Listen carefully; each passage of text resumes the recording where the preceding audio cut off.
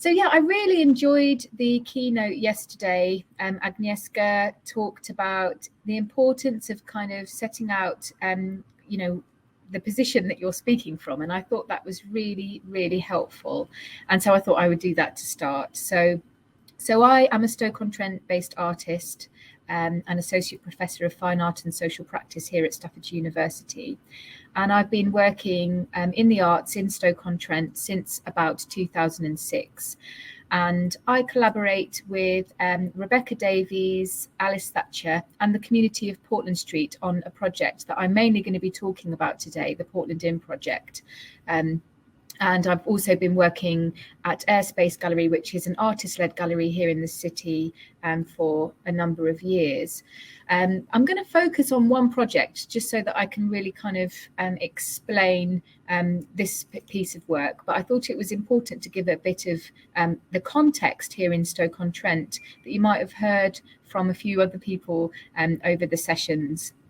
So here in Stoke-on-Trent, we are a post-industrial city, and this means that over the past perhaps 20, 30, 40 years, we have seen a lot of our industry sort of change and close, and lots of spaces opening up across the city. And also then we have seen people move to other places. And since I've been here in the city, there's been quite significant change and development happening here in the city. And back in 2005-06, when I moved back to the city, there were some really big sort of structural changes happening in the built environment here.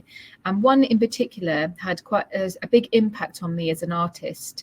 I think like a lot of artists, I'm really influenced by the world around me.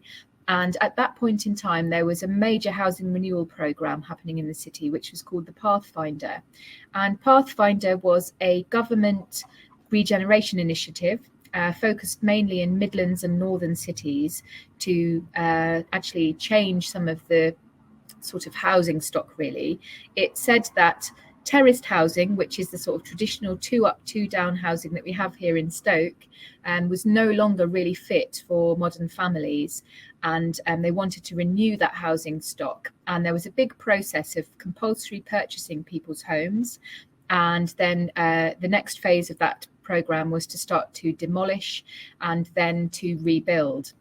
So the image that you see here is from a project which I worked on in 2006, which aimed, and 2007, which was called Indefinable Cities, and it aimed to kind of document the impact on humans of regeneration decision making. And really at that stage, my work was very much documenting and sort of looking at the world around me and trying to make sense of it through sort of capturing some of that. And this piece of work that you see here was, it was called Terrace, and it was in an exhibition I curated. But my piece for the show was the life cycle of a terraced house. So there was a floor plan of the original building. There was an inventory of every item inside a populated terrace house, mine, and then there was this banner showing the partially demolished gable end wall of one of the houses that was in the process of being demolished. And I give that as a kind of context because as an artist, I was doing quite a lot of work around that time, sort of looking at regeneration and looking at the fallout of regeneration decision making on communities. One such project was called Give Me Your Hand. It was a project with multi-story in Birmingham, in Lozells and East Handsworth area of Birmingham. They had a different kind of housing renewal programme where actually instead of demolishing the housing, they were trying to sort of regenerate the housing to become more eco-friendly. And my project was about kind of going around to different groups and communities in the area to talk to them about the change they wanted to see for their place. And a lot of my work at that time sort of took that approach, talking to people, trying to find out what they might need and what they might want. But what I found frustrating was that as with lots of arts funding, projects are quite short term. And when the money runs out, all of the energy that the community might have put into that work goes along with the project ending. And this was something that sort of really struck me as wasteful, and also didn't sort of acknowledge longer term the impact that the work might have. But also, in particular, it raised the sort of hopes and aspirations of community members, which then sort of all of that energy and input that they'd given and the time that they'd given was just sort of didn't go anywhere. And I became quite frustrated by those processes. So around about 2013, I started to ask questions about what we might do differently as a kind of cultural sector, and how things might change if we actually started to think about the role that we might have in the places that we live and work. So what if we start to, instead of being this kind of perceived expert that comes in from outside to work with the community, what if actually we acknowledge that we are part of the community, and we have a role to play as a citizen? And yes, asking questions about my own life, and what happens if I don't go home at the end of the day, if actually because I am at home, I work where I live. At the same time as kind of questioning this, I became pregnant, and my partner and I were thinking about, wanting to own a property. And the city council at that time, as a result of that Pathfinder scheme that I mentioned at the beginning, the Pathfinder in some areas of the city had led to demolition. But in 2010, the Pathfinder scheme was scrapped. And so in some areas, demolition had taken place, and in others, the compulsory purchasing was much slower because people wanted to hang on to their homes, perhaps because they had a great sense of community. They liked where they lived, they liked their neighbours. And in one area of the city in particular, it had been very slow. And what happened at the collapse of that regeneration scheme was that between 2010 and 2013, you ended up with lots of boarded up properties across this particular area, Portland Street area of our city, next door to owner occupiers, and lots of sort of abandoned privately rented housing. The City Council acknowledged that this was quite problematic because it was leading to lots of antisocial behaviour, lots of environmental issues with fly tipping and other problems. And as a result, they decided to pool some of the housing stock that they bought up during the compulsory purchasing process, and to sell those houses off for £1. Community members could apply to own a home, and anyone from Stoke-on-Trent or connections with Stoke-on-Trent could apply for a £1 house. So you would pay £1 and then you would take on a £30,000 loan to see that property renovated. But you had to agree to contribute to community life and thinking about how you might sort of deal with some of the problems in the area and through your contribution as a community member. And this really interested me as a notion, as someone who was interested in regeneration and at that particular point in my life, but really acknowledging that actually the community in that area had been through a really, really difficult time.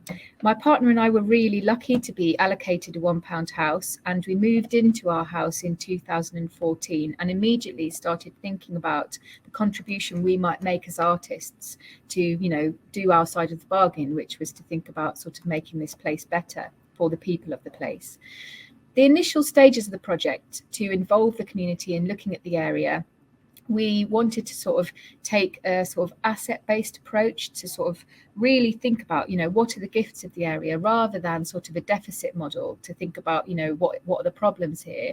We did talk about what might need work, but we didn't focus on the negatives. We wanted to really focus on, what we might have in terms of assets. And one of the things I learned was that the community had been really resilient even during this really difficult regeneration process, and had continued to host community meals and activity despite the lack of infrastructure. So the lack of infrastructure was a result of that housing renewal that was planned. The pub, the shop and the community centre were all closed down and remain closed till now. So my project, we had to buy a big tent to begin with in 2015 when the project started. And initially the project was to create a celebratory community ceramic plate to sort of think about those resilient meals that the community had held and celebrate that sort of local custom. We wanted to create a plate which people could have in their homes and then could bring out at those community events. Very quickly, though, people told us that, you know, it's a lovely idea, but it isn't what we need. What we really need is a space to come together and a space to start to tell our own stories. Because in the Portland Street area, since that regeneration project and before, the area has been described in lots of different ways, and often very unhelpful ways, as not fit for purpose, hard to reach, deprived, underprivileged, underserved, and most recently we find ourselves with the label left behind. So the project became about trying to put back some of the infrastructure that had gone. The community told us we really want a building. And so we took that knowledge to the City Council, who offered us a derelict pub building. And they said to us, if you can prove that the community want this building, then and you can hand over a business plan, we will do an asset transfer of the building into community ownership, and you can, you know, start to work together as a community on what that might look like. So in 2016, another artist, Rebecca Davies, and I joined forces to start on the process of trying to advocate for this disused pub building to come into community ownership. And we ran a programme over that time with 53 different activities, but importantly, each week of the 4-week programme, we asked lots of questions like, who should be involved in this process? What should this building be? And how do we do this? And all of that was done to write a business plan, which we would then hand over to the council to demonstrate that the community really did want this pub. Between 2016 and 2018, we continued programming cultural activity and campaigning for the building to be transferred into community ownership after we'd handed over our business plan at the end of 2016.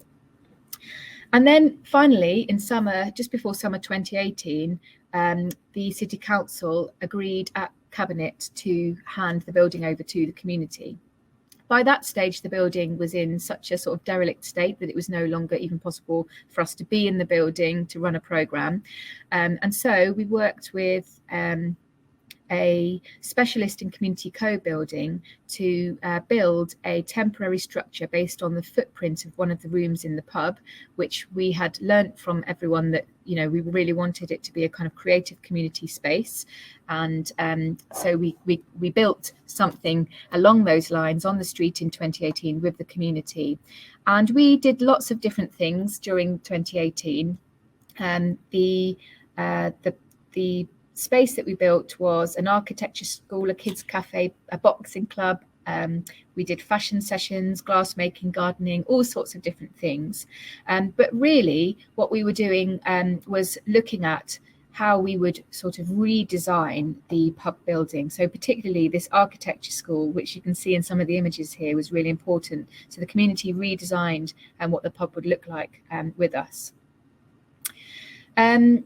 We were shortlisted for the Reba McEwen Award, which is the award which recognises architecture for the common good in 2018, and our project was on the front cover of the Reba Journal in 2019. And this was important because a lot of what our project is about is changing the rhetoric of our neighbourhood. So all of those really unhelpful terms that I mentioned before, how we are described, our community wants to be in charge of changing how we are talked about and changing our own story. That design that we worked on in 2018 then was sort of worked on a bit more by our architect, and we submitted for planning permission in March 2020, and then in December 2020 we were granted planning permission for this new design for the pub building. And we are now working together as a community to kind of resource that building, so getting funding. But we've also been really, sorry, that should say 2019. We've been working in the background on, you know, really strengthening our organisation by creating community decision-making panel, as well as running this really thriving programme with our community. The community decision-making panel basically makes all the decisions about what our programme will look like, what things we want to work on together, and what is important, what are our priorities locally. And that's been really important since 2019 in informing the direction of the work that we take and making sure that our community, gets what it needs from the local services that are key partners in our area, because we still have lots of issues locally with environmental problems and lack of resource. We usually have the community decision-making meals they're usually meals, and we have some food together, and then we discuss what we're going to work on. And we have lots of other ways that community members, if they don't want to be part of that formal process, can feed into the work that we do. So we have a women's group who meet quite regularly. We have talks, and Becky, who's going to talk very soon, was one of our speakers, which was really fantastic. And we do lots of things together for the women. We have a youth club who work on their own projects that they think are important. So this was a still from a music video that they made, where they really tackled some of the environmental issues locally by a music video. And as I said, our approach is really based on a sort of asset-based community development approach. Asset-based community development empowers communities to assemble their strengths into new combinations, new structures of opportunity, new sources of income and control, and new possibilities for production. And that is really, I think, central to what we're doing. So to kind of bring us up to date, we are obviously continuing to fundraise for our building, and we hope that the building work will start very soon. And we are also working this year on a 100-year plan for our neighbourhood. As I mentioned, lots of arts funding is sort of short term, and this can be quite frustrating. And also, as a result of COVID, we noticed that it was really difficult for people to make longer term plans. And when we were trying to make decisions, people really struggled to think about, what might be happening next week or next year. So actually what we found was, in thinking to 100 years time, somehow that unlocked things for people and made us realise that, things that we do today can have an impact longer term for our community. So we're working on a 100-year plan. And this came from a process during lockdown. We know that a neighbouring large-scale brownfield is due to be demolished. Was due to be built on with new housing. And as a result of that, as a community, we wanted to sort of recognise that we wanted to understand ecologically what role that brownfield had been playing in terms of the nature that we were experiencing locally. And so we started a project to really sort of map and track the ecology. I'm just wondering if I'm okay for time, because if I still have 5 minutes. Absolutely, at least 5 minutes. We started 5 minutes later anyway, so yes. That's great, thank you.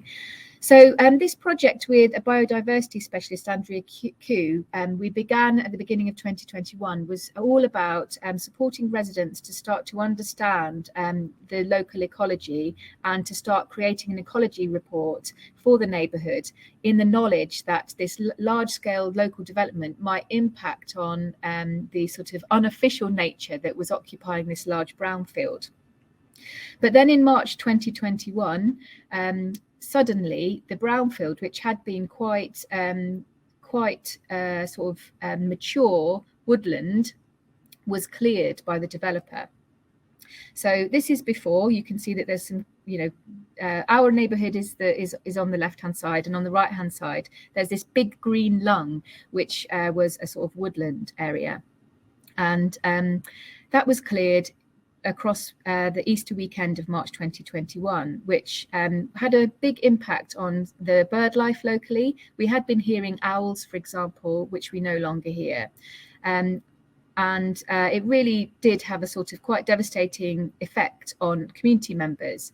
And I just wanted to share with you, if I can, a short video that was made as a result of that. It's just 1 minute long.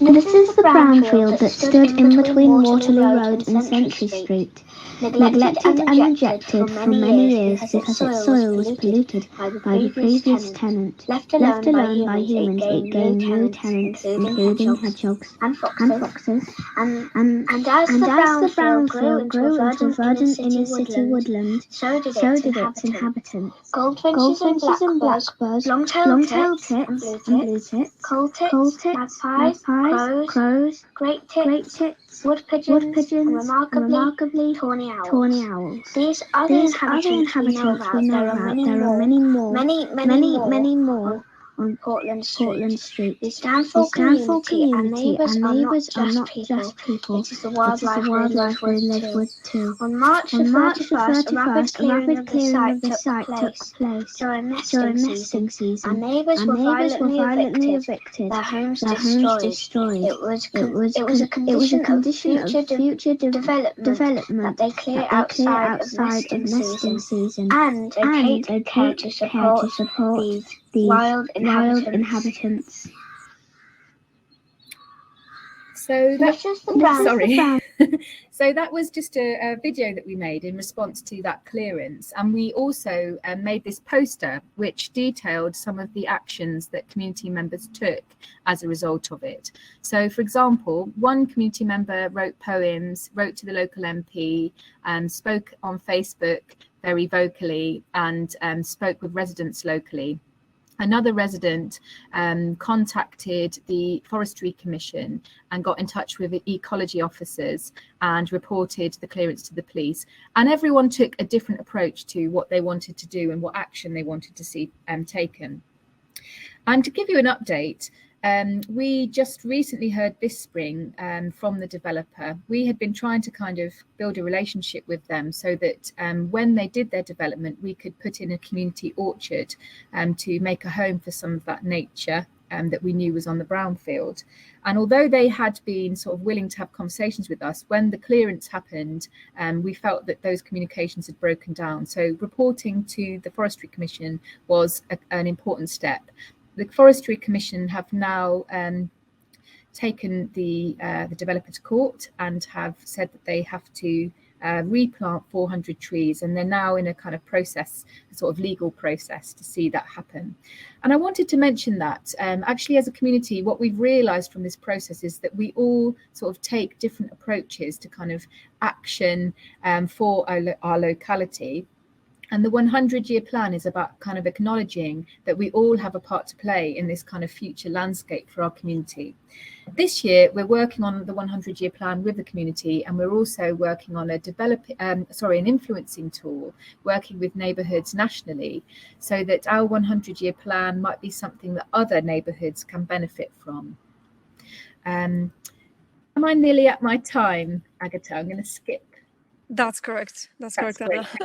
So I'll end there, but just to say that we are also hosting some creative residencies in decision makers contexts, so that we can sort of close the gap between communities like ours and people that make decisions that affect our lives. Because I think from what I've described, you can see that often it feels like decisions that happen outside of our area have this major impact and lead to people feeling powerless, when actually what we do at the Portland In Project is all about making sure that people's voices are heard in the processes of change that affect them. So I'll stop there. Thank you so much, Anna. It was just so inspiring. I know I keep saying this with all the panels we have this conference, but that was just really genuinely wonderful to hear about the project. There's just so many wonderful aspects of what you do. And first of all, really congratulations. That just sounds so fantastic. So one of the things I would like to perhaps ask you, and I started typing that in the chat, is this idea of how the community works together. And funny enough, we had so many presentations earlier today and yesterday about different sorts of communities and how you merge this idea of individual and collective, and Carola talked about Culture 3.0 yesterday, and this idea of co-production in terms of creativity. So I was wondering if you encountered any perhaps tensions or any creative tensions in this kind of relation between the community and individuals, and how it was managed, and what kind of learning you got. It's just so interesting. Yeah, thank you. I obviously planned way too much for me to sort of speak about everything, but actually, in a way, the 100-year plan has been very helpful for this, because it sort of recognises that although we're all in this landscape together, our community as a sort of landscape, everyone kind of comes to that landscape or thinks of that landscape and themselves within it differently. So some people want to know the whole plan, and they want to be over, and they want to know about all the decisions that are being made, and they want to be involved in that. Whereas other community members might just come to one small action or activity, and they don't want to know everything else. They just want to appreciate the individual sort of plant within the landscape, for example. Whereas other people are perhaps just moving through, and they're just sort of watching from the outside. And I think that's important to kind of recognize that actually community, it's a difficult word, isn't it? Because what does it even mean? Who is the community? When we think about our community, we think about the people who live across the streets where we're based, and then we know that people come from outside to come to our activity. And in kind of having this 100-year plan, it tries to acknowledge that we all come to that differently. We all perhaps are in that landscape, but we are all very different, and we all have a different sort of part to play within that. But of course, as with any community and set of people, there are tensions, and there are always differences of opinion, and it's really difficult to know sometimes how do you deal with that. So for example, in our neighborhood, we do have a lot of drug dealing and drug activity that happens, but those people sometimes aren't our neighbours as well. And so how do we work together to kind of deal with some of those issues, and sort of acknowledge each other's different ways of living? And that's really hard. And I think as an arts project, that's why we really need to have those really good relationships with services locally, because we can't provide all that everyone in our community needs. So yeah, our relationships with partners are so key to be able to do the work that we do. Oh, sorry, here I am. It's just really wonderful. And I think you said something really important as well in terms of definition of communities. And I think it became really clear again across these 2 days how communities doesn't necessarily mean one thing or another. They're really fluid, and sometimes can be classified according to different categories and criteria. It's just so interesting. But yeah, wonderful project. So thank you so much. I think we're gonna have to move on to the next presentation right now. But thank you so much, Anna. And again, for anyone who'd like to ask more questions or connect with Anna outside of this presentation, please feel free to do so. There's lots of ways to do this within our platform. So if I can invite our second presenters to unmute themselves and switch the camera on. Wonderful. So in fact, you could so kind to introduce yourselves and start your presentation. As always, I'm going to mute myself and resume. I'll resume with the questions in about 20-25 minutes. Thank you. Okay, thank you. Sure. Thank you. So good afternoon and good evening here from China. It is an honor for us to participate in this conference. And my name is Huang Anqi. I'm a PhD student in communication at University of Macau. Hi, I'm Liao. I graduate Interaction Design Communication from the University of Arts London. I'm working in the field of architecture. Okay, so today we are going to introduce and share with you our work, Non-Sounds in Non-Places, mainly about our practice and our reflection on place, on public space, communities, and sounds. And I would like to first introduce the practical and theoretical background of the making of this piece. So this work was originated from Liao's observation at St. Pancras International Train Station for one of her projects during the study at the University of Arts London. So this Victorian architecture of the station is of historical significance, but as a busy train station, where most of the passengers rushing through routinely and looking at their phones or watching their footsteps without paying attention to their surroundings, it fits the definition of non-place, which is of little historical and relational significance and its lack of identity. So there have been these paradoxical descendants from a historical heritage to a non-place, but the appearance of a street piano placed at the station further this non-place and place dialectics. So the street piano was maintained and regulated by the station, allow people to improvise and to play on the instrument. So when the sound of music fill the space, it kind of lingers and interrupts the mundane and blasé pace of the passengers. So likewise, the being of a non-place is interrupted temporarily. So here we draw on the classics, the scrutinization of place. So the notion of non-place as well as placelessness constitute a narrative of lost, and characterized by the loss of meaning and loss of proper connection between locations and the geography of otherness and nowhereness and the crisis of identity.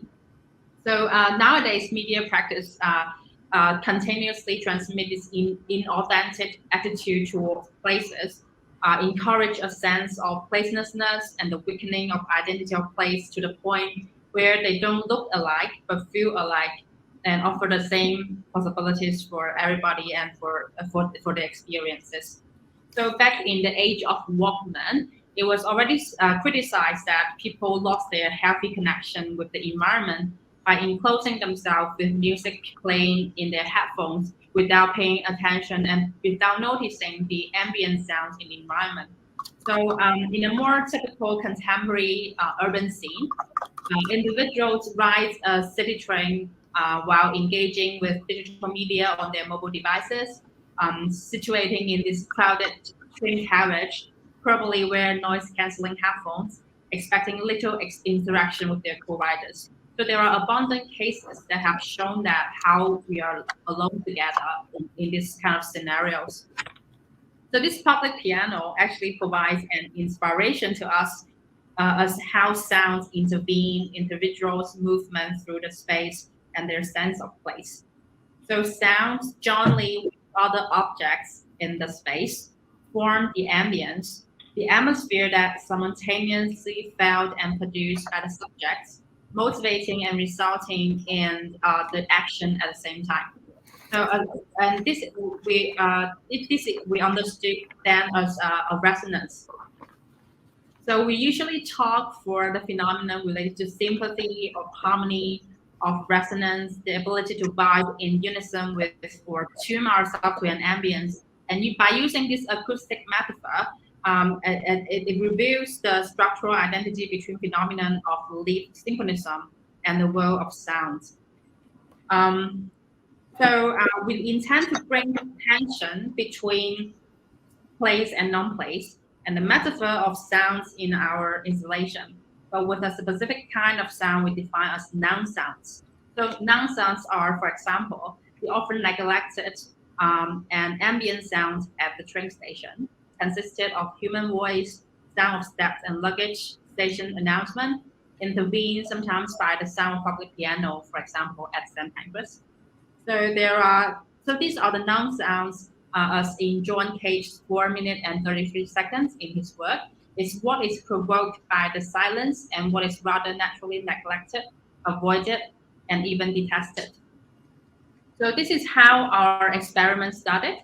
So this is a poster by a local private art museum in our city. So Guangzhou. Guangzhou is the northern city in China, which is close to Shenzhen and to Hong Kong and Macau.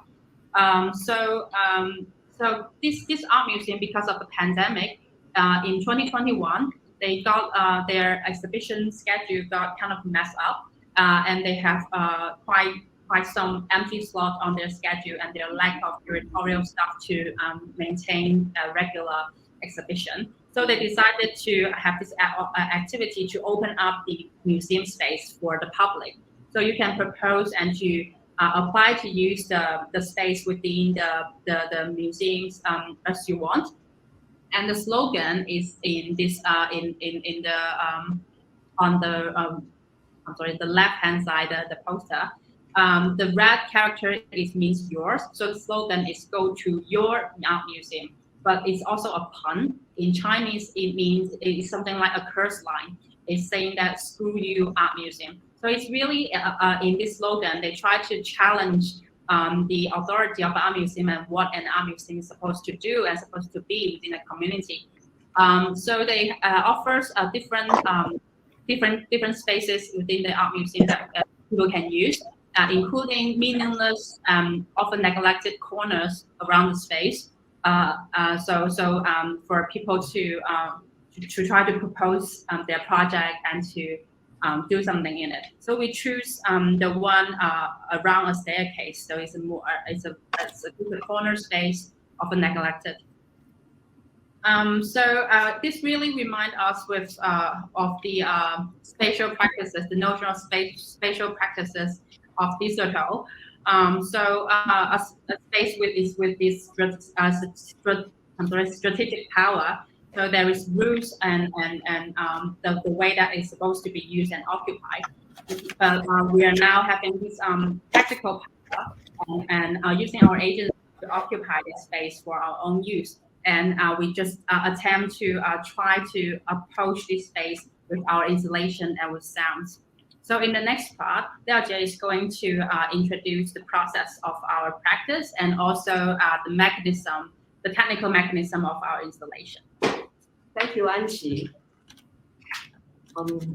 This is a flowchart demonstrating the technical mechanism of this installation. At first, the depth camera captures the movements of audience, which is recognized as parameter calculable by the algorithm. Then these parameters are perceived by the program as variable to the recomposition of the non-sounds in the sound sources, which are called sound library, generating new sounds at the same time, causing change to the ambience. The immediate soundscape is also partially recorded and became part of the sound sources in the sound library. Through this mechanism, audience are provided with individually specific experiments that simulates their sense of the place. So as for the experiment of this piece at Face Arts, we started by collecting raw sound materials in the neighborhood around the museum, from places like metro station, bus station, market, and so on. These maps shows our path. We also combine the photos and sound waves into these long pictures. They are visually shows why it's easy to ignore ambient sounds because they are weak. The collecting sounds, including the rolling bicycle chain, like this one.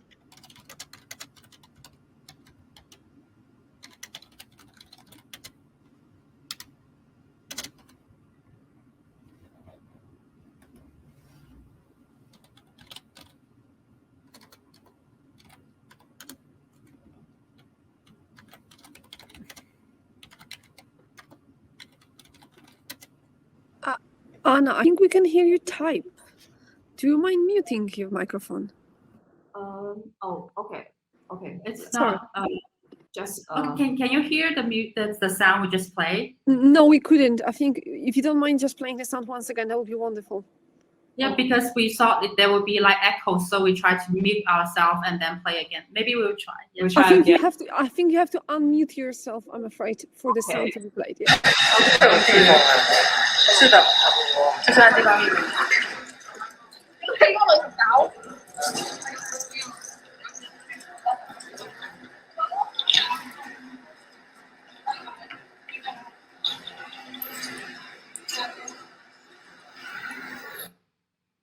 The train tracks, announcement, footsteps, delivery man boxing and taking partial and so forth. Something like this one.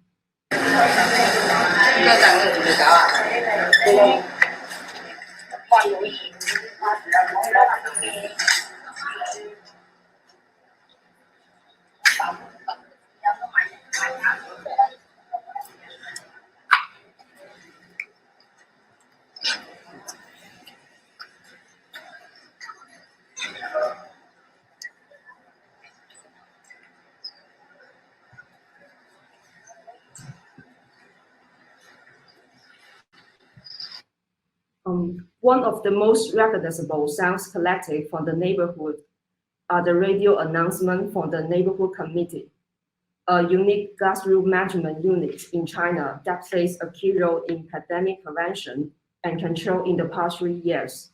The announcement urged local residents to take Nunes exit tax as the city was undergoing a pandemic outbreak when we were working on this project.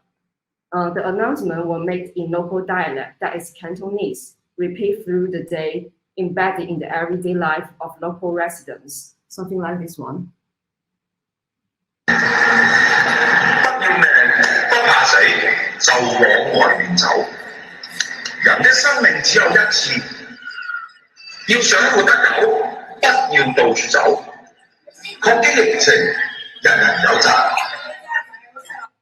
Okay, so this is actually very typical Chinese way to give out announcement on the street, and so by the community committee, that's a grassroots organization department, and so the way they say it is in Cantonese, and they rhyme, and they really exaggerate the importance of staying at home, and if you don't want to die, just stay in and just go to get the test. And just it's everybody's responsibility to help to fight the pandemic. Something like this is just really can really help when people listen to it, they can really relate to what is going on in the city. So unlike the known places, these sounds are historical, geographically, and society specific at their original setting, but insignificant as being constantly connected.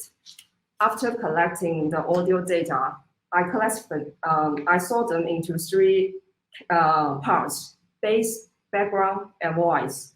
They became the first three sound libraries at that stage. So there are 4 sounds library in total. The first one, this one, as the bass as the input, is in charge of creating the base of the sound through algorithm, which is simulating the ambient sound around the neighborhood. The other 2 libraries, one contains human sounds as the voice as the input. The other contains non-human sounds, which are randomly selected as input sources, perceived by algorithm differently by 2 parameters captured by the camera: the number of person here, and their distance from the camera, to produce new sounds in different ways, such as changing the sound's property directly, or using synthesize to modify the envelopes which control over the duration and amplitude of the sound. The 4th library collects fragments of sounds generated by the first 3 libraries at the side, which go into the final output source. So the last library is dynamic and temporary. It records and displays the section of daily sounds clips. We also tape video of these plays corresponding to the audio data as part of the visual part. For the video, we mainly interspread scenes from the surrounding street and the metro station. On the one hand, it echoes the concept of known place. On the other hand, it reflects the new normality of the current times, which is most significantly affected by the pandemic, and explains the context of our sound sampling. The second screen displays a version demonstration of how the computer is capturing the movement of the audience. This also can be understood as the perception of human behavior in the eyes of algorithm. So this is the final part.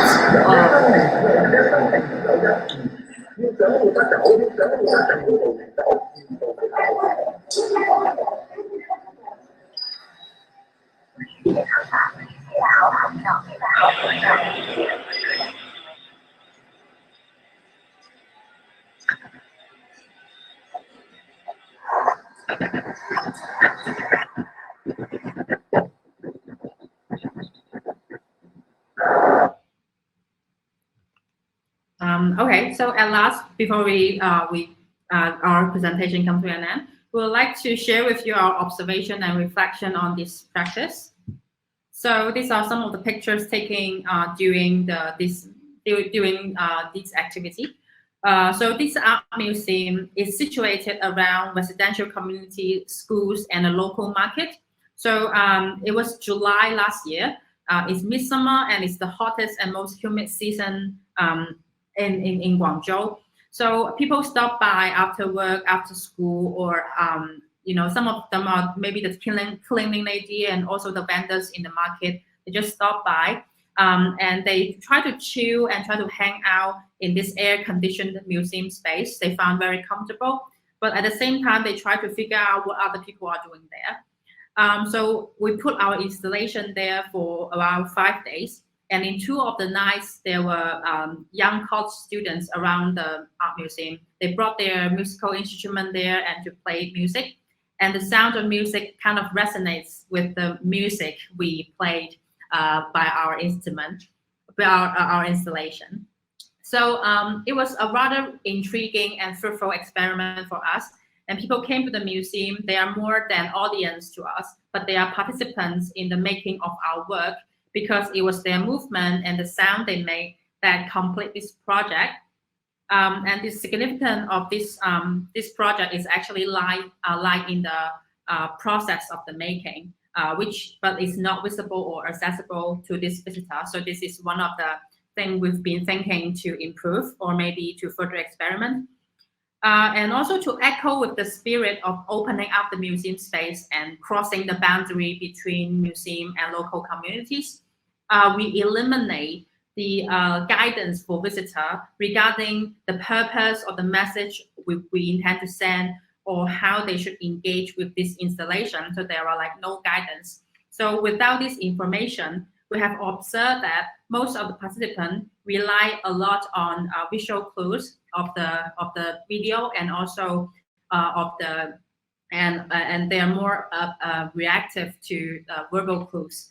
So they were really interested on how their bodily movements are captured and measured by the computer. And they are excited when they recognize the street announcement we mix in the soundtracks. But this, to some extent, hindered the perception and their reflection on the role of sounds. And this is a dilemma under the context of this project, because opening up the public space and allowing public to define the space is very likely to cause the reconstruction of the dynamic of display and eventually totally change the original purpose and function of the space. And at the same time, for us, although we try deliberately to eliminate our influence and in the formation of this the atmosphere and our influence in the experience to the participants, the agency of these individuals is only executed conditionally because we design and the structure and mechanism of this work at the first place. So I think we share the same question and same doubt with a lot of the thinkings into what is community and also and especially what kind of public space is actually needed for the public, because we have observed that if we really open up the museum for the public, so for a lot of people, for them, they cannot totally change the function of this place at the first place. So public space is a prominent feature in urban experience, and to some extent it defines urban life. Yet public space has its own identity.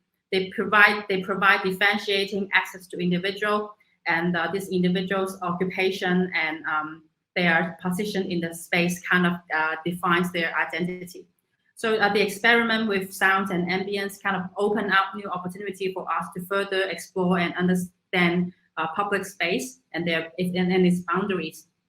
And also, in our future practice, we are really interested in conducing experiments with this installation, putting the role in the sound in the center, and eliminating visual and virtual clues.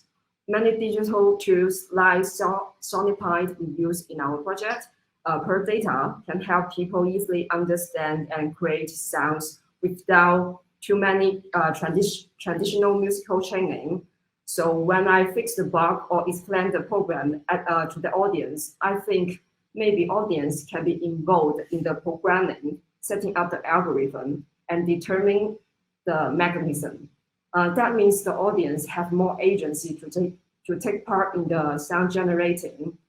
This is also the motivation for me to incorporate creative coding into my creative practice. That's all. Thank you. Yes, that's all of our presentation. Thank you.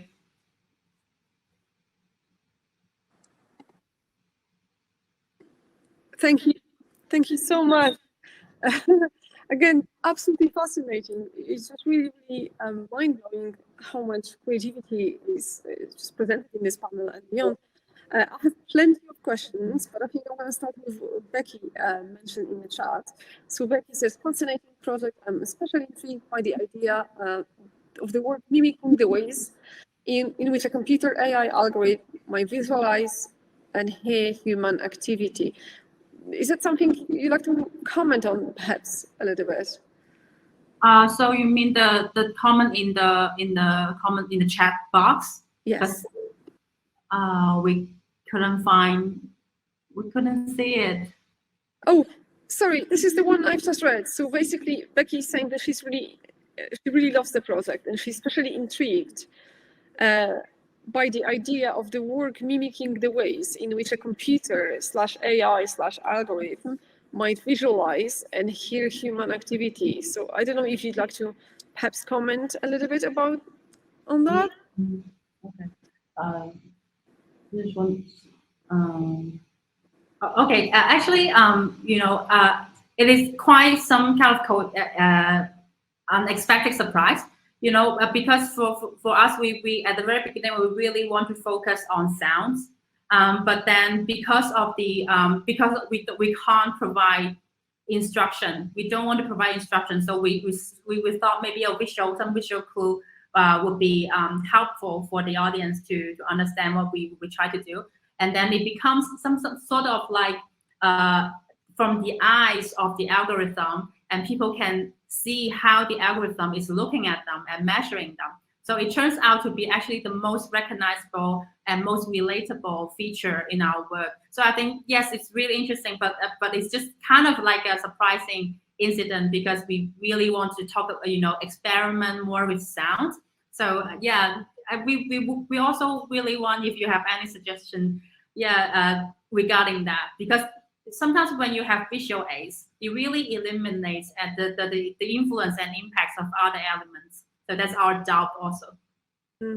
I think it's, again, another fascinating thing for me about your project is perhaps the relation between the place and sound. And I wish Francisco, who's my PhD student, had better connection right now, because he is working on a project which really aims at rethinking the role of sound in documentary filmmaking specifically. So he's looking at space and sound and the way you can perhaps not describe this the place by sound, but kind of create this kind of connections. And I think it really links very nicely to your project. So that's the one thing. Another thing I really like is this kind of two layers of you relating to space. So obviously you have the original place, and then you kind of pay a lot of attention to the place within the museum and really looking at the interactions with these two places, almost two levels of thinking about a place. I don't know if you can answer this question, but just wondering, how did you come up with the idea for this project? Because it's just so interesting. Yeah, I think the first, as I mentioned, the first idea actually comes from Liao, her observation in London, the strip piano. We really love that. And then it's also, we're really lucky that we come into this to go to your library, the opening up museum space project.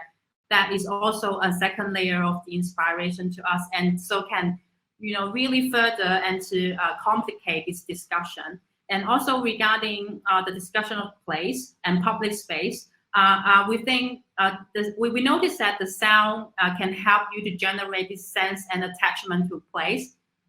If you pull out your noise cancelling headphone, you probably have more feelings and attachment when you're walking through a space.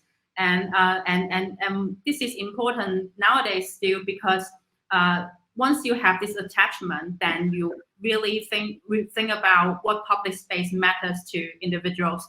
Like, it's only because when place and space matters, then the discussion of public space matters. So that's really also one of the key that we will try to explore. And also the role of museums and what kind of museum actually is demands and is needed by the public. And also what kind of public space. This is, like, I think, eternal question, and then needs to be constantly explored. Yeah, and I think Becky kind of touches on this idea I was mentioning, the primacy of vision. So obviously, yes, sound is really, really important and interesting. But again, when you think about museums, for example, and then exploring the sense of place, I think, and in many, many other things, I think we do have this idea of primacy of vision, which can create this kind of unexpected prioritization. And I think it's really quite something quite different to kind of start from the sound perspective. And Anna says, it is interesting that the result of COVID here have increased space for access to developing content in a museum. I agree that this is great, and it would be good if instead of being a gap filler, we see these access points being programmed in here. Absolutely, absolutely agree with this. I think, again, this kind of idea of how you experience a certain thing, and in that case, obviously, COVID had an influence how we interact with museums and other places was obviously impactful. Fantastic. Again, I invite everyone to keep continuing this conversation outside of this panel and beyond. And then what we're going to do right now, we're going to move on to Becky. Thank you. Thank you so much. Thank you. Right. Thank you, Agatha and Anna and everybody. That's just, yes, I'm slightly daunted by the tech connection stuff, but I'm going to give it a try. Okay, what I want to do in the next presentation, I guess what I'm hoping to do anyways is talk briefly about some of the issues at stake within a socially engaged photofilmic practice in relation to visual politics. And I want to hopefully propose a framework that might be relevant to relational and or socially engaged projects that's world-centered and where the practitioner both occupies and produces an enabling space of visual citizenship. I'm going to briefly touch on a couple of examples of practice that I think are really useful to think about in relation to this, and talk a little bit about some of my own work, but I'm going to try and keep all of that to about 8 minutes because I'd also really want to share a sort of work in progress that I think will hopefully illuminate some of the things I'm talking about. So I am now going to try and share my screen. Let me try and do this.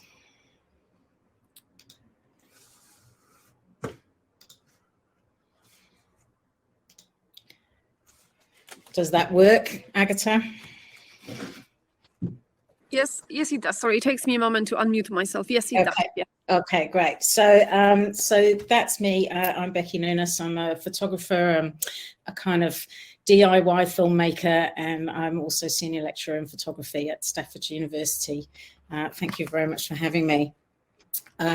So as I've just said, I'm a lens-based artist and educator. I'm thinking about and making documentary-based work that has a social engagement with the world. In these roles, as artist and educator, I've been asking myself questions about the kinds of photographic practices that might be useful in the really extraordinary times in which we live. As part of this recent research, I've been considering creative practices that utilize an expanded understanding of the documentary form and questioning the ways in which they may or may not be considered useful to those upon whom they draw as subjects and to those who might view the resulting work. So I'm going to think about two recent high-profile artworks in relation to this wider question. This is, Fijian New Zealand artist Luke Willis-Thompson is a contemporary lens-based artist whose works operate at the nexus of documentary and fine art practice and circulate around notions of racial injustice. This is his most recent public work from 2021. And took the form of a very public vote of support for the Black Lives Matter organisation, endorsing their nomination for the Nobel Peace Prize through the display of a huge billboard across the road from the headquarters of the prize committee. This black and white image was created by a long exposure of a young black man lying in spring grass and breathing. It could be stated that Willis-Thompson uses the gesture of visibility of the black body as an activist intervention. However, these interventions can be problematic when they're viewed in the context of agency and action. When discussing Steve McQueen's large-scale project collecting group portraits of school children across London, Harry Thorne of Freeze points out the risks inherent in this kind of work. He describes this project as that of creating large-scale participatory spectacle, which, while undeniably celebrating diversity and universality, also packages the sitters and the audience into a static binary without offering any real possibilities for participation or politicization of either group via the process or the viewing of the work. Thorne says in relation to this Year 3 project, the risk is that we will end up with projects that do not help communities, but use communities for acclaim, only to discard them once more. Involvement does not equate to engagement. Participation is not praxis. These critiques of documentary photography and filmmaking and of those who employ it are not new. The complex and problematic history of the apparatus of photography and filmmaking has been widely discussed. Key theorists of the late 20th century and into the early 21st have interrogated photography for its role in the desensitizing of audiences to suffering, the othering of marginal communities, the problematic and patriarchal nature of the gaze of the lens, as well as the creation of potentially dangerous typologies, the reinscription of stereotypes, and of course the ever-increasing potential of Orwellian levels of surveillance on the citizenry, to name a few. Photography is a villain, sometimes.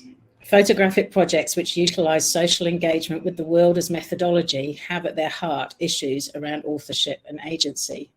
So even this brief examination of the complexities of intention and outcome within which they are enmeshed serves to highlight the uneasy relationship of individual practitioners to their subjects and to notions of social justice and representation.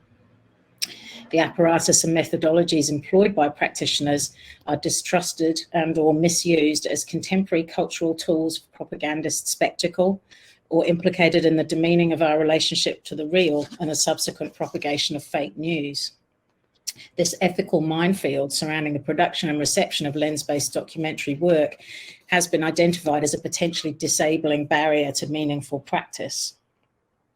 The camera, however, despite its problematic and slippery history, is still an imperfectly perfect tool for this field of operations. No other apparatus can so directly speak to representation. Given all we know of its context and history, care must be extended to the methodologies and contexts within which the camera is operated. We can observe practices of care being operated to move beyond earlier, perhaps overly paranoid critiques through the work of many contemporary lens-based artists. And I've chopped them out because I didn't think I'd have time to talk about them. So I can talk about them at greater length another time. But moving on, Ariella Azule, in her Civil Contract of Photography, suggests that the photographic apparatus can be rehabilitated when it's used to create an essential point of visual connection between actors and witness. Photography can function as a social practice in this civic sense by behaving as a responsible listener. Here it's useful to refer to Barry Barclay's concept of fourth or indigenous cinema. Barry Barclay was a hugely respected Maori filmmaker in Aotearoa, New Zealand. Fourth cinema is informed at a conceptual level by the guiding principles of Indigenous culture, and where these Indigenous ways of knowing are the cornerstones of the film structure in terms of politics and methodologies. An example of such a methodology will be Barclay's listening camera, which sits at the feet of its subjects, quietly and empathetically gathering the complex and polyphonic relationships between subject and lens, speaker and witness. Another would be the sense that the terrain of the film is that of a hui, or a gathering on the marae, or on the grounds of the meeting house, where over a long period of sharing, each person present has an opportunity to speak.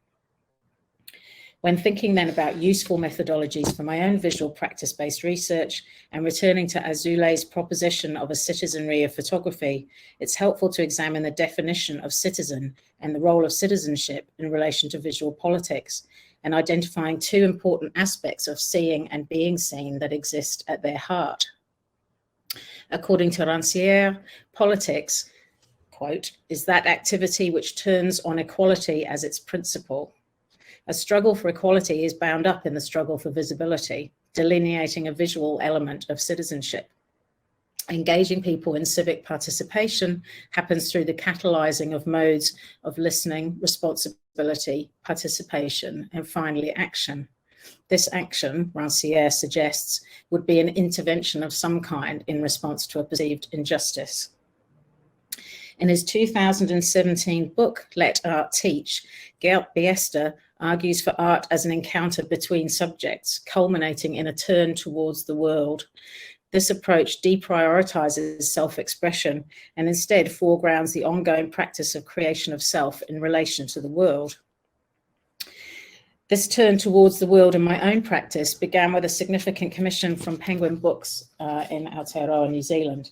Penguin was about to publish a body of important research that had been conducted into taumoko, which is the art of Māori tattoo, by Professor Ngahuia Te Awakatuku and her team at the University of Waikato in New Zealand. And I was asked to make a series of contemporary portraits for the book. There's not time here to talk in any depth about the process of presenting myself, the sole non-Māori, to the team for scrutiny, the development of a set of ethics and consents for the subjects, and the nearly 3-year process of making the portraits. However, these processes were seminal for me in beginning to deepen an understanding of the Indigenous standpoint in Aotearoa, New Zealand, and to my own complicated position in relation to that, and the potential role for me of non-Indigenous ally. Through the making of these photographs, I began to reconsider assumptions around the relationship of the photographer to the subject of the photograph, and encountered aspects of Māori protocol and tikanga, which are cultural practices and protocols, that really challenged my established epistemological beliefs. I began to engage with these concerns through visual research into land use. My research was framed by land's lens of Indigenous alliance and is situated in what Emily Apter refers to as the radical pastoral. Works made in this critical margin, she describes, explore the links between territorial habitat and intellectual habitus, between physical place and ideological force field, between economy and ecology. As I develop these ideas and methodologies further into my current project, I'm utilising Erica Balson's proposals for a reality-based community, one that values documentary as operating within an opacity of care, and which also asks the viewer to stay with difficult work, to use empathy and citizen witnessing as strategies to enact social change. This project has unfolded through a working relationship that formed with Keith and Mercia Woods of the Ngāti Rangi Iwi, or tribe, in the central North Island of New Zealand. In meeting with them, I became aware of the massive impact the Tongariro hydro power scheme has had and still has on the Indigenous people of this area. The scheme provides a large portion of energy into the national grid and requires the damming of many of the waterways. 22 rivers have been diverted from the Whangaehu headwaters alone. And this is one of those dammed waterways, an intake into the hydro scheme, sort of in that concrete structure. And you can see the sort of dry stream bed there. So there's 22 of those dead rivers there. These headwaters issue from the crater lake of the volcano Ruapehu, the first ancestor and very sacred entity to Ngāti Rangi. That's this mountain here, volcano. Water is a renewable resource, a clean energy in a time of intensifying global warming.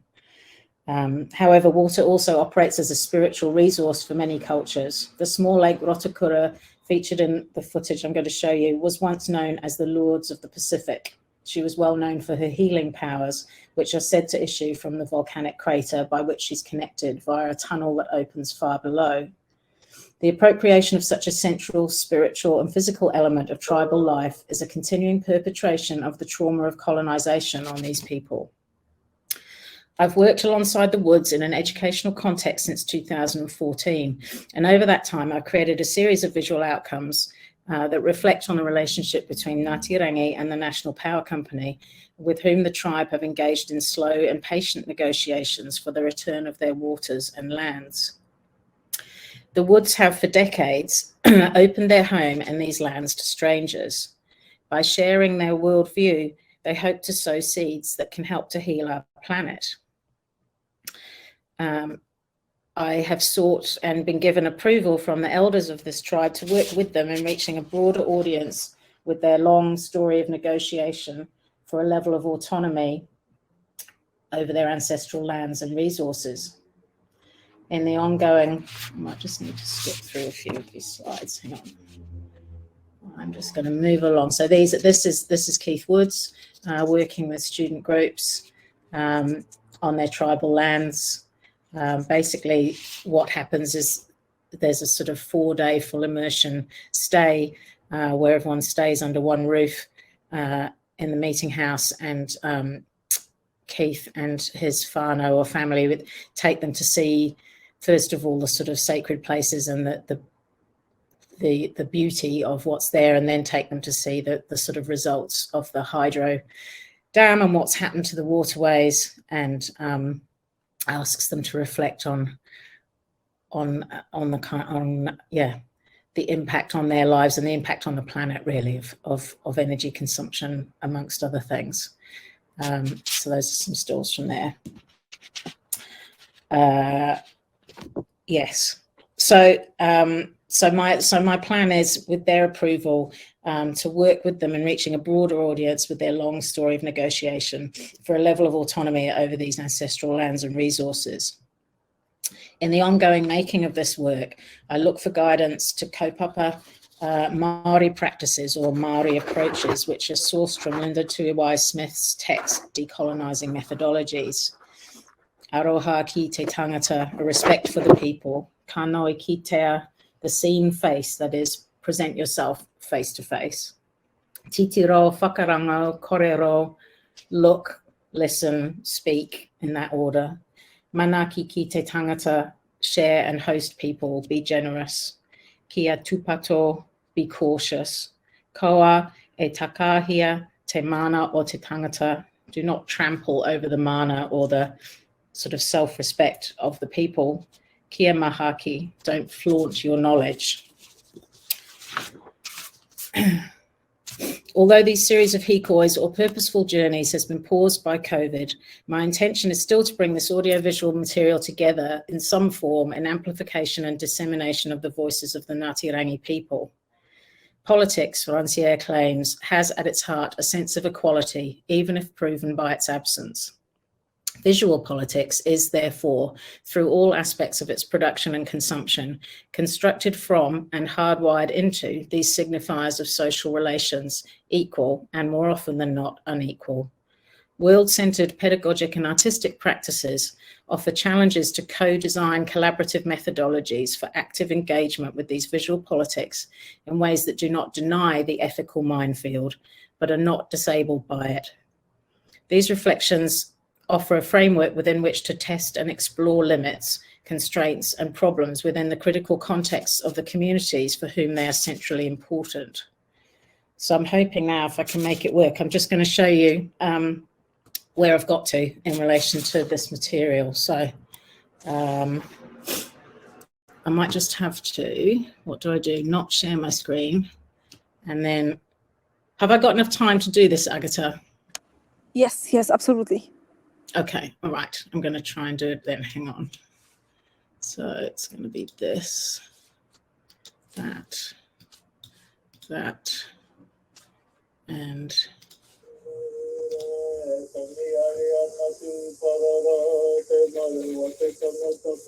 is that working? Yes, it does. Okay.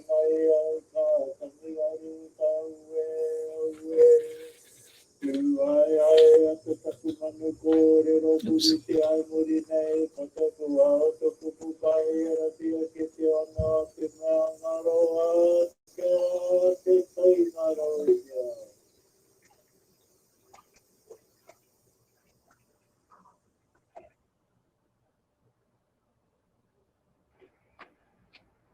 We refer to you as a Tomidates, our students. I don't quite like that word because it doesn't feel right, you know. We're just young people that want to know. and have had the opportunity to interact with ourselves and our places and our spaces. And even when people thank us for what we do, that's a very humbling thing. Sometimes we think, well, we're not actually doing anything, but simply creating a pathway towards these sacred and special places that are all around us, to show you a pathway towards that, so that you might grow and find your way there, you might grow yourself, and to help share compassion and love and healing, to provide tools that have been provided to us. They're no good just to us, and we don't need those. We want to share those gifts that we've found by living close to our land, by talking to our rivers, by having our mountains whisper in our ear. And to take those things and just try and gift them to yourselves. So it's an honor to do that. It's truly an honor.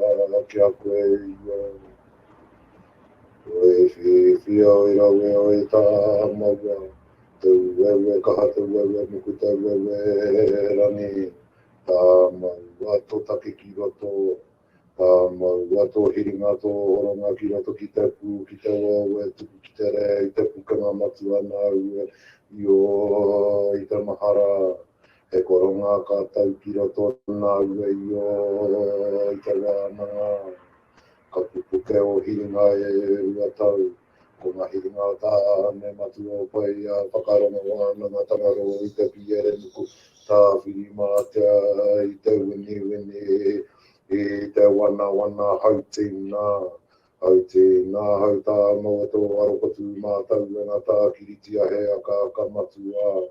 Koronga marai o e whiria I roto I te koronga, whiroa I roto I te hiringa matua e whiwhia ki tapetake o tū horomato o tū horotau.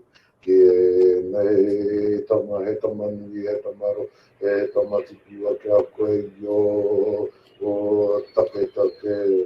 Hau take mai ringa mai aro mai roto mai ki ua ki te pū, ki te ua, ki te iata ki te tā more, ki tā pahaka ana mai rā, taki ni, taki hāka, taki hāi, I tā I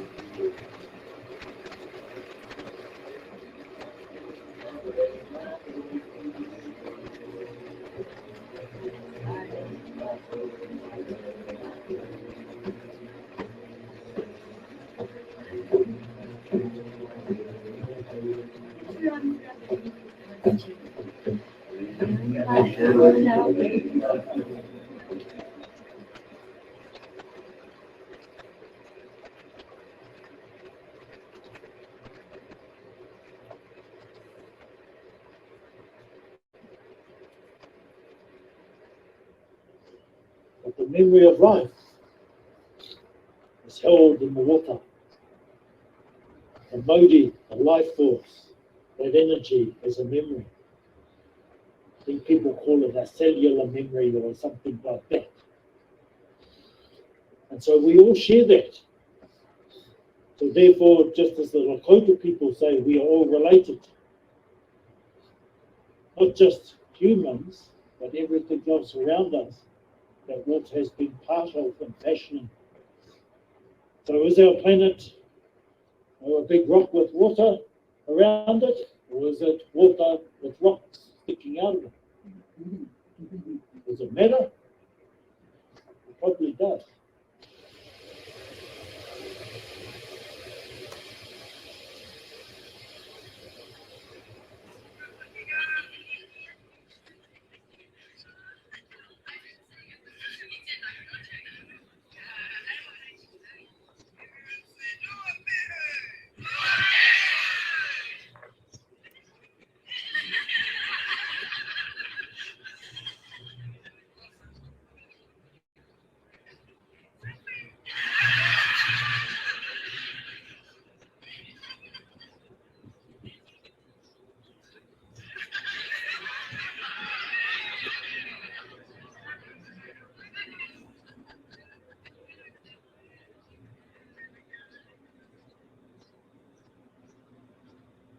This place, which is our place, because we belong here.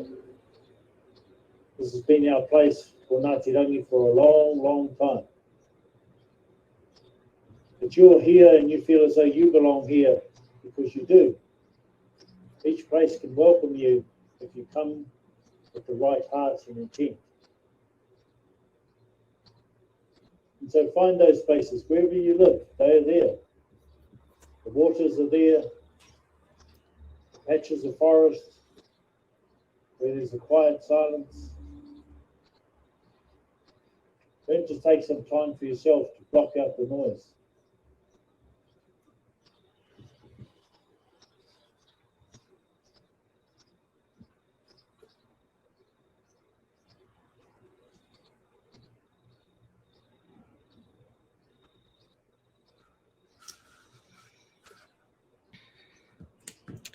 And we go through that. There we go.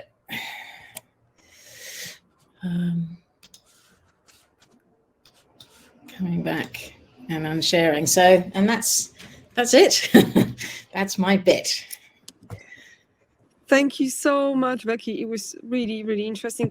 I mean, I've said that before, I'm really big fan of your work. And of course, there's lots of similarities between your work and what I did in the past. I'm really, really interested in that. And again, million of questions. I know we only have about 4 minutes. So if that's okay, I'm just going to start with the first one. So, of course, in this example you showed us, it's really not only beautiful in terms of the aesthetics, but also there is a reason why you're making this film. And of course, there is a reason from the community side why they want, well, there's something specific they want to achieve with this. And I was just wondering if you could perhaps reflect a little bit on the way or place, perhaps, especially perhaps because I was thinking about our previous presentation and the kind of museums and how specific artworks function in different places. Where do you think is the right place for films like this to be impactful and to achieve what they want to achieve? I wonder if you have any thoughts on that. Yeah, it's such a good question, and I am constantly interested in that because but to be honest, I mean, it's certainly in relation to this work. Primarily, what I'm going to do with it is give it to Ngāti Rangi for them to do what they will with it, and it could just be that they want to use it within their own community to help other people, because there are people in the community that don't necessarily understand exactly what Keith and Mercia are doing and maybe question what they're doing, because there is debate around whether Māori have had so much taken from them culturally, the idea that they would open up these places and these practices to non-Māori, and it feels, I think some Māori think, that should be held much more tightly. So I think, it might be that would all, it might just be to have that conversation with, or it might be. So I guess I think it's for them to think about that, and then possibly if they were interested in it having a wider reach than that, then we'd probably workshop that ourselves and figure out maybe, some kind of online platform for it, so that it could just be disseminated out there as widely as possible, I guess. I don't see it in an art context, if that's what you mean. I mean, obviously, like there's an ego thing, isn't there, where you think film festivals or whatever, but no. Yeah, no, I think, let me just mute myself. This is exactly why I'm so interested in this. And Anna said in the chat, this kind of internal advocacy is as important as external. And this is an interesting point. Yeah, I don't know what the right answer is, because on one hand, I think, yes, we should give it back to communities. Part of me thinks, well, if it has to be impactful, maybe we should also do something externally and bring awareness, and without necessarily putting our egos at the center and just thinking, well, it's about us, because of course it's not.